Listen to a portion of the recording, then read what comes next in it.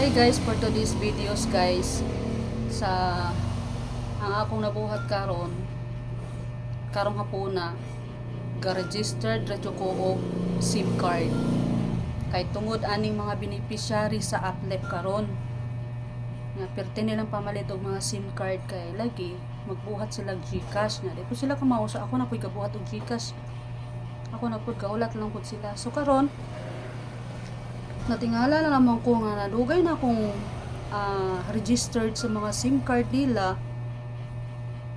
Ambot ang akong cellphone ibigay, di na gyud siya mugana, as in dili na gyud siya mugana.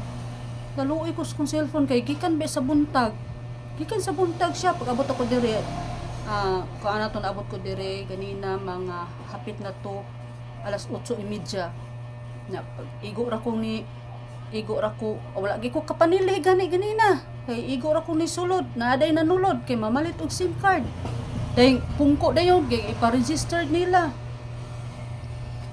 Karon ibigay gyud akong cellphone mga around mag 3 o'clock. Di na gi siya mugana, di na, as in ni itom na gyud akong cellphone kana ganing ni dark na gyud siya, ni as in dark gyud siya ba, ni dark akong cellphone ni ana jud ko customer nga pasensya na tudluan na lang ta mo unsaon pag-register bulahan kamo na lang mag-register dito. Siya sige ma'am tudluin mi unsaon kay parang ho tanawa kong cellphone ni black na magid ni akong cellphone ganina, grabe di na gyud siya gyud mugana. Nguto ko na lang silang gitudluan are yung cellphone kay ako na lang tamong tudluan unsaon pag-register aning inyong napalit nga SIM card. Tapos